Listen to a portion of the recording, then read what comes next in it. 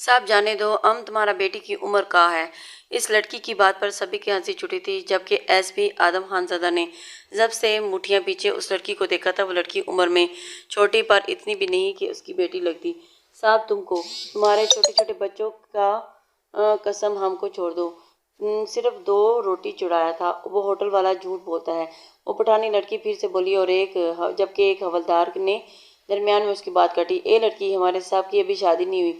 حوالدار کی بات پر سے پہلے وہ لڑکی کچھ کہتی کہ ایس پی آدم نے غصے سے فائل میز پر پٹکی تھی اور اس پٹھانی لڑکی کا بازو دبوچا، جو یوں ہی اس کا دوپٹہ ہٹا اور اس کی نظر اس لڑکی کی گردن پر نظر آتے ہوئے برتھ مارک پر پڑی تھی۔ وہ چند لمحوں کے لیے پتھر کالی چادر سے اس نے اپنے وجود کو ڈھک رکھا تھا۔ کراچی کی بڑی بڑی سڑکوں پر وہ سائیڈ میں ہو کر گھوم رہی تھی اور چلاتی ہوئی گرمی نے اس بیچاری کا دماغ خراب کر دیا تھا۔ وہ اپنا پسینہ صاف کرتے ہوئے تیزی سے آگے کی جانب بڑھانے لگی تھی، ساتھ ساتھ وہ اپنے پیٹ پر بھی ہاتھ پھیر رہی تھی۔ بھوک سے اس کی جان نکلی تھی، مگر اس کے پاس کچھ کھانے کو نہ تھا۔ کبھی کبھار بھوک سے اس کی آنکھوں میں آنسو بھر جا رہے تھے، کبھی وہ اللہ سے شکوہ کرنے لگتی، کھانے کو ترس گئی تھی اور بیچاری پورے 1.5 دن ہو چکے تھے کھانا کھائے اس نے کسی کا کچھ نہیں بگاڑا تھا، مگر پھر بھی پتہ نہیں کیوں اس کو سب قصوروار ٹھہرانے لگے تھے۔ اس کی ماں کا ایک گناہ اس پر بھاری پڑ گیا۔ اس کی شہد رنگ آنکھوں سے آنسو نکل کر گریبان میں جذب ہونے لگے،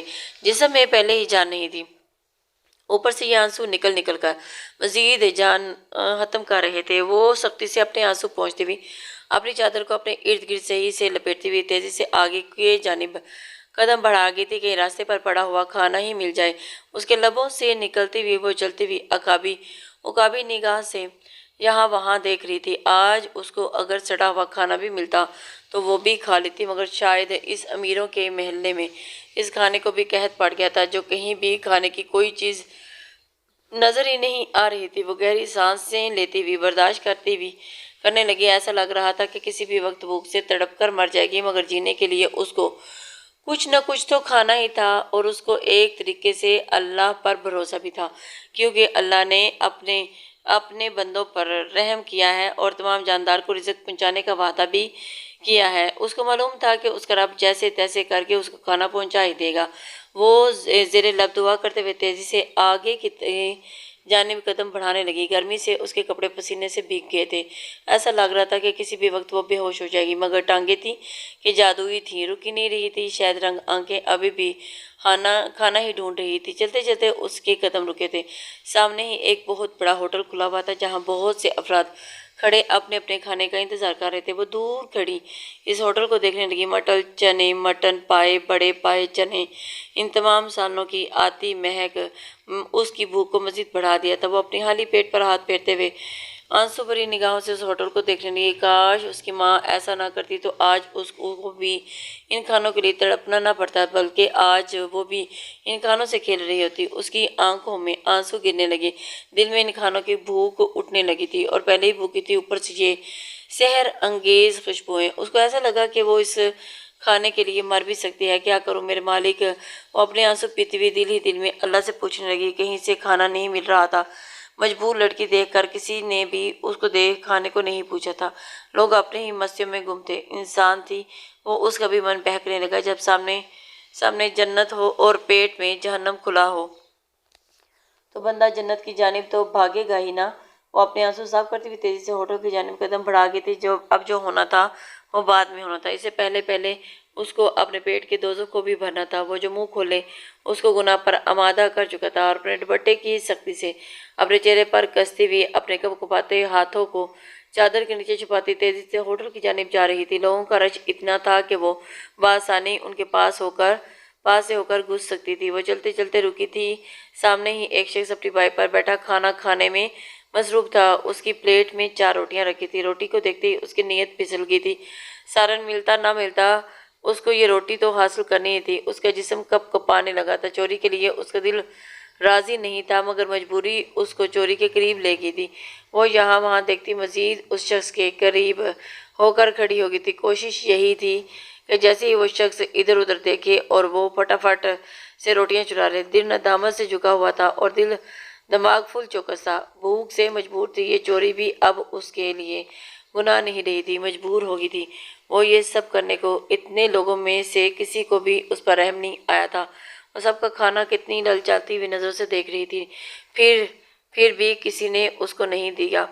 اس کی آنکھیں آنسوں سے بھری تھیں اور دل اب بھی یہی چاہ رہا تھا کہ کوئی اس کو کھانے کا پوچھ لے۔ وہ ایسے ہی چوری سے بچ جاتی، مگر اتنے لوگوں میں شاید کسی کے اندر بھی انسانیت نہ تھی، تو پھر کسی کے بارے میں کیوں سوچتی؟ وہ مزید آگے کو کھڑی ہو کر یہاں وہاں دیکھنے لگی تھی اور اس شخص کا دھیان کہیں اور تھا۔ اس کی آنکھوں میں شیطانی چمک آئی تھی۔ وہ تیزی سے اپنی چادر کے نیچے سے ہاتھ نکالتے ہوئے ان روٹیوں کو جھپٹا مار چکی تھی اور اس کی گاڑی تیز رفتار سے رستوں پر دوڑ رہی تھی۔ مقابل کالا چشمہ لگائے ڈرائیونگ میں مصروف تھا اور چشمے کے پیچھے سے جھانکتی اس کی نیلی نگاہیں غصے سے سرخ تھی۔ معمول کے مطابق آج دیر ہو گئی تھی اور دیر ہونا اس کے لیے کوئی معمولی بات نہ تھی۔ وہ ایک ایسا انسان تھا جو نہ دیر سے جانا پسند کرتا تھا اور نہ کسی کا دیر سے آنا پسند کرتا تھا۔ اس وجہ سے اس نے بہت سے لوگوں کو سزائیں بھی دی تھی، مگر ہائے رے اللہ، آج وہ خود ہی لیٹ ہو گیا تھا۔ اسٹیئرنگ پر موجود اس کی نسوں سے بھرے ہوئے تھے۔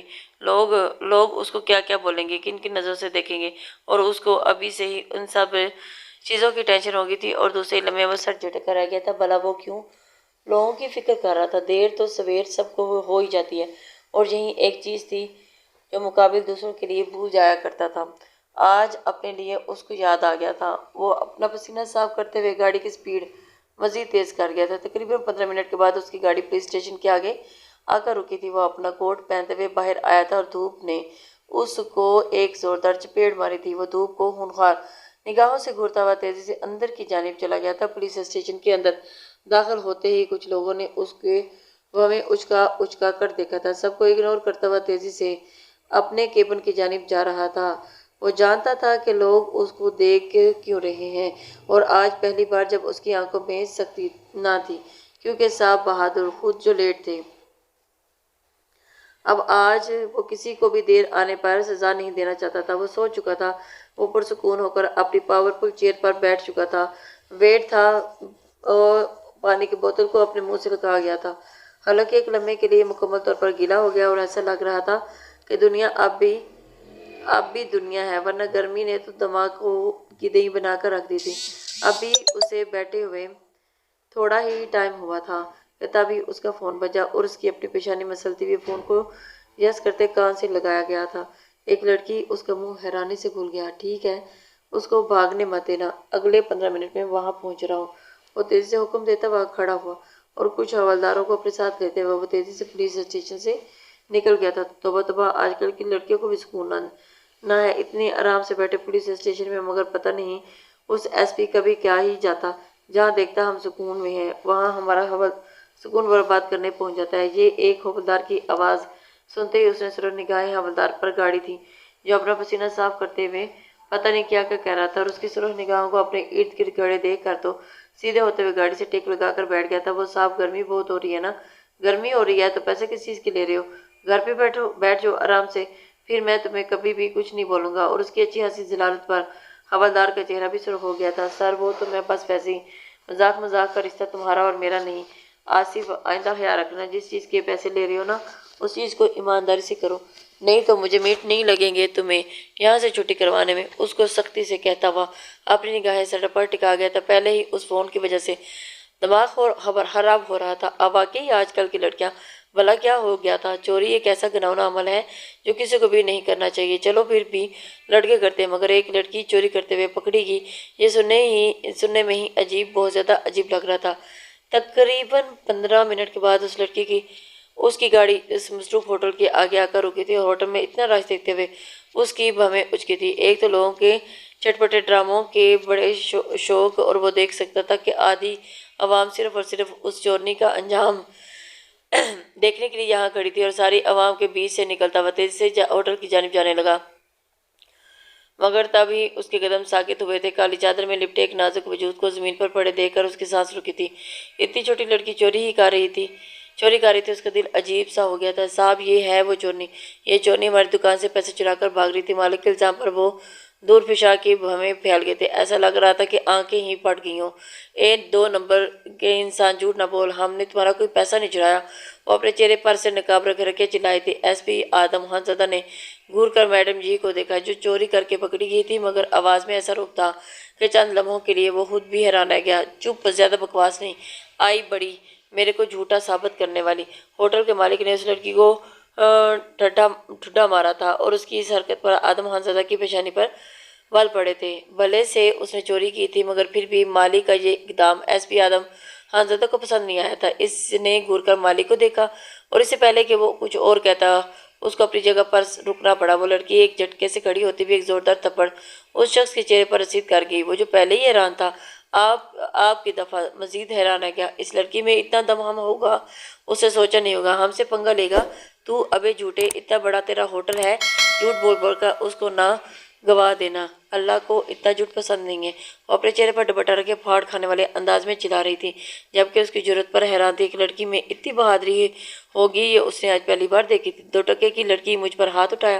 اس مالک نے دوبارہ اس کو مارنے کے لیے ہاتھ اٹھایا۔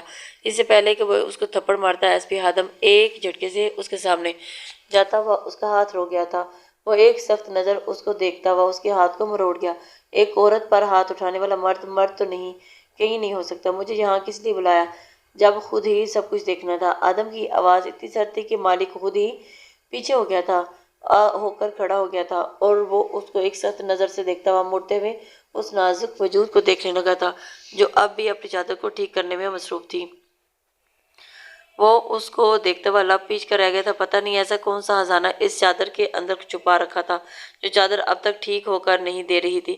ہاں بی بی، اب بتاؤ مجھے پیسے کیوں چوری کیے تم نے؟ آدم کی آواز پر بگڑ گئی تھی۔ اس چورنی سے بات تک کرنے کا دل نہیں کر رہا تھا، مگر مجبوری تھی۔ اس فیلڈ میں وہ کام کرتا تھا، اگر پوچھ تاچھ نہ کرتا تو ایس پی کس کام کا؟ پیسوں کی بات پر دور فشاں کی آنکھیں سرخ ہوئی تھی۔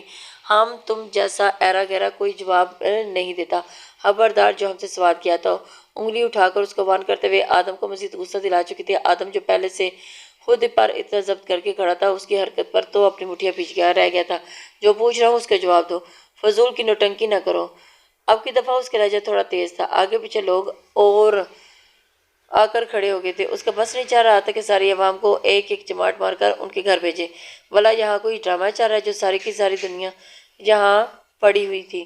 ہم نے کہا نا کہ تم جیسے ایرے گیرے کو جواب نہیں دیتا، اور خبردار ہم کو لڑکی سمجھ کر دبانے کی کوشش کیا تو ہم کو یہ معمولی لڑکی مت سمجھنا۔ وہ پھر سے چلائی تھی اور اس کی حرکت پر اس کے لبوں پر مسکراہٹ دوڑی تھی۔ اس کا نازک جسم دیکھتے وہ سمجھ گیا تھا کہ میڈم واقعی ایری گیری نہ تھی۔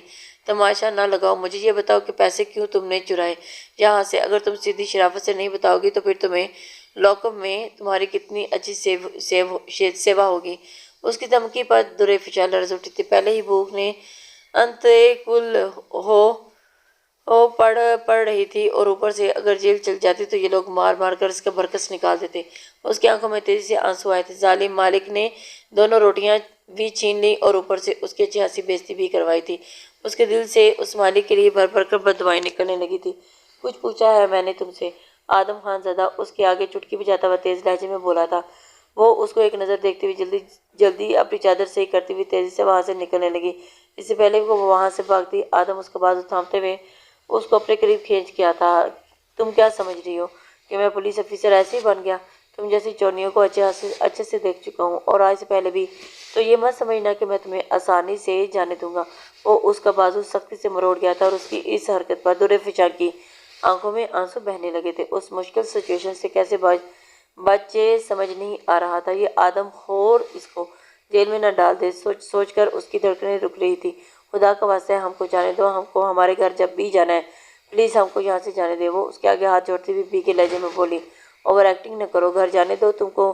تو وہ مزید سختی سے اس کے ہاتھ تھام گیا تھا۔ مقابل عورت تھی اور عورتوں کو بھاگنے کے بہت سے گر آتے ہیں، بھاگ ہی نہ جائے، اس لیے وہ مزید سختی کرنے لگا تھا۔ خدا کا واسطہ صاحب ہم کو جانے دو، ہم تمہاری بیٹی کی عمر کیا ہے؟ وہ اپنے چہرے پر نقاب کستی ہوئی اپنے لہجے کو مزید بھگا کر بولی تھی۔ اس کی اتنی آواز اور اوور ایکٹنگ پر آدم کو غصہ آ گیا تھا، جبکہ اس کے منہ سے خود کو بیٹی کہے جانے پر وہ لوگ ہنسنے لگے تھے۔ لوگوں کو ہنستا دیکھ کر اس کا چہرہ سرخ ہوا تھا۔ وہ ضبط سے مٹھیاں پیچھتا ہوا اس پر اپنی سرخ نگاہیں ٹکا گیا تھا۔ وہ جان بوجھ کر سسکتی ہوئی سب کا دھیان اپنی جانب کر رہی تھی۔ لڑکیاں کتنی اوور ایکٹنگ ہوتی ہیں، آج اس بات پر اس کو یقین آ گیا تھا۔ مانتا تھا کہ وہ اس سے عمر میں چھوٹی تھی، مگر اتنی بھی نہیں کہ وہ اب اس کا باپ ہی بنا دیتی۔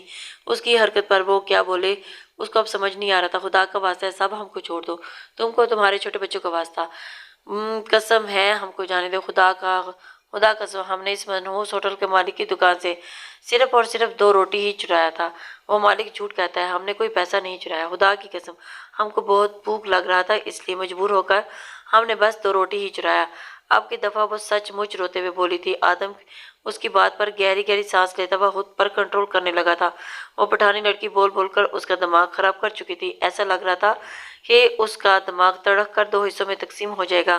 اس سے پہلے کہ وہ اس سے کچھ کہتا تبھی ایک حوالدار کی آواز سنتے ہی وہ اپنی جگہ پر رکا۔ اے لڑکی، کیا تم پاگل ہو گیا ہے؟ کیا بول رہا ہے تم؟ ہمارے صاحب کا تو ابھی شادی تک نہیں ہوا، بچہ کہاں سے ہوگا؟ کنوارا ہے ہمارا صاحب۔ اس کی بات سنتے بھی اس سے پہلے کہ وہ کچھ کہتی، آدم غصے سے سلگتا ہوا اس کے بازو کھینچتا ہوا اس کو اپنے پاس کر گیا تھا۔ اس ہڑبڑاتی میں اس لڑکی کے سر سے چادر اترتی ہوئی کندھوں پر گری تھی، اور چادر کے ساتھ ساتھ وہ ابھی بھی اپنی جگہ پر گڑ کر رہ گیا تھا، اور اس کی گردن پر موجود وہ برتھ مارک دیکھتا ہوا سانس تک لینا بھول گیا۔ اس برتھ مارک کو دیکھتے اس کی آنکھیں گلابی ہوئی تھی۔ سانس لیے بغیر ہی وہ اس عورت کو دیکھے جا رہا تھا جو روتی ہوئی اپنا دوپٹہ صحیح کر رہی تھی۔ کسی بھی لڑکی کا دوپٹہ یوں نہیں کھینچتے، کیا تم لوگوں کو نہیں پتا؟ وہ چلائی تھی، مگر اس کے چلانے کی آواز سنتے ہی وہ ہوش میں نہ آیا۔ اس نشان کو دیکھتے وہ پتھر کھا گیا۔ وہ لڑکی کون تھی؟ اس نشان نے اس کو کیا یاد دلایا تھا؟ تبھی اس کو اس وقت سانس کی کمی محسوس ہوئی تھی۔ دن ڈھل کر رخصت ہو گیا تھا اور شام تھی۔ اب موسم ٹھنڈا ہو گیا تھا، مگر پھر بھی اس کو اس وقت گرمی لگ رہی تھی۔ بولو نا سارے کے سارے جانور، تم لوگ، پھر سے چلائی تھی۔ اس سے پہلے کہ آدم کچھ کہتا ہوٹل کا مالک آتے اس کے بالوں کو اپنے ہاتھوں میں جکڑ گیا تھا۔ اس سے پہلے کہ وہ اور کچھ کرتا آدم ایک جھٹکے سے دورے پیشاب کو اپنے پیچھے چھپاتا ایک زوردار چماٹ اس ہوٹل کے مالک کے گال پر رسید کر گیا تھا۔ وہ آدم کے مضبوط ہاتھوں کو تھپڑ کھاتے ہوئے دھول چاٹ کر رہ گیا تھا۔ زمین پر پڑے وہ حیران ہوتے ہوئے خانزادہ کو دیکھ رہا تھا جو سرخ نگاہوں سے اسے دیکھ رہا تھا۔ آدم کے منہ سے کف اڑ رہے تھے اور اس کی ہمت کیسے ہوئی تھی اس کا ہاتھ لگائے۔ اس کا بس نہیں چاہ رہا تھا کہ وہ اس کا ہاتھ کاٹ کر رکھ دے۔ کھڑے ہو کر اس کے پاس آتا جاتا اس کے چہرے پر ٹھڈے مارتے ہوئے بولا، مالک فوراً سے پہلے اٹھ کر کھڑا ہو، تمہیں تمیز نہیں ہے لڑکیوں سے بات کرنے کی؟ لڑکیوں کے کیسے بات کرتے؟ اس کا گلے باندھ سختی سے اپنی مٹھی میں جکڑتا ہوا دھاڑا تھا، صاحب ہم سب کو جانور، صحیح کہہ رہی تھی نا، وہ جانور ہی تو ہو تم، بلکہ تم جانور کے ساتھ ساتھ تم نہ مرد بھی ہو۔ عورتوں پہ کون ہاتھ اٹھاتا ہے؟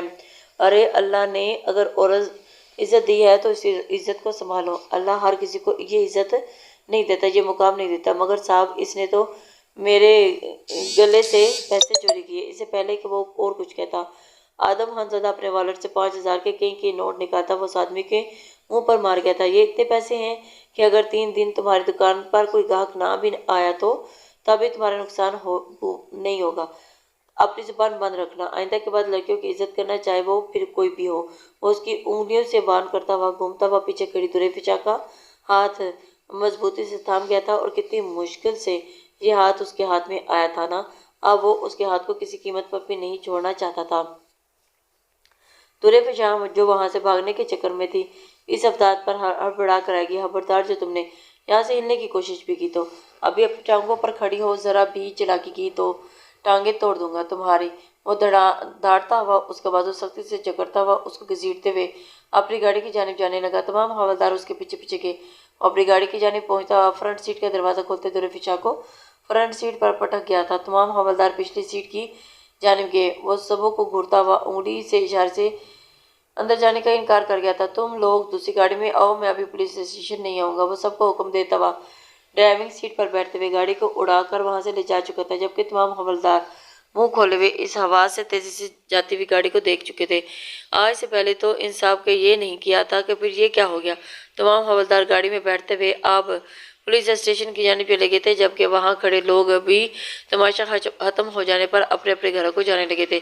وہ آدمی اتنے سارے پیسوں کے مل جانے پر خوشی خوشی اب اپنی دکان بند کروا رہا تھا۔ 2 دن کی چھٹی بھی کر لیتا تو بھی کچھ نہیں جانا تھا۔ منافع تو پہلے ہی اچھا خاصا ہو گیا تھا، جبکہ وہ گاڑی میں بیٹھی ہچکیاں لیتی ہوئی تھی، رو رہی تھی۔ یہ شخص اس کو جیل میں ڈال دے گا، سوچ سوچ کر ہی اس کی دھڑکنیں رک رک کر چل رہی تھی۔ اس کے رونے پر آدم لم پچ کر رہ گیا تھا۔ رو کیوں رہی ہو؟ اس کو سمجھ نہ آیا۔ اب تک تو اس نے اس کے ساتھ کچھ بھی نہیں کیا تھا، جو بھی کیا اس نے ہی کیا تھا۔ صاحب تم کو تمہاری بیوی کا قسم، ہم کو جانے دو۔ وہ اس کی بات پر سنتا بری طرح سے سرخ ہوتا گاڑی کو روک گیا تھا۔ خبردار، جو اب تم نے اپنی فضول قسم کی قسمیں مجھے دے دی، تو اگر دوبارہ یہ والی ہوشیاری کری تو تم نے تو دروازہ کھول کر تمہیں کھائی میں پٹک دوں گا، پھر اس کے بعد نیچے کر کے گر کے اللہ کے پاس چل جانا، مجھے ذرا بھی افسوس نہیں ہوگا۔ اگر زندگی چاہتی ہو نا تو چپ چاپ یہاں بیٹھی رہو۔ وہ اس کو دھمکاتا اپنی گاڑی سپیڈ بڑھا گیا تھا، جبکہ موت کے ڈر سے وہ چپ چاپ ہی اب یہاں وہاں دیکھنے لگی تھی۔ بھوک سے اس کی ہچکیاں آنے لگی۔ آدم اس کو ایک نظر دیکھتا ہوا سمجھ گیا تھا کہ وہ لڑکی حد سے زیادہ بھوکی تھی۔ اس لڑکی کا یہ حال دیکھتے اس کو افسوس ہوا تھا۔ وہ یہ سب ڈیزرو تو نہ کرتی تھی۔ وقت کی پرچھائیاں اس کی آنکھوں کے پیچھے دوڑنے لگی تھی۔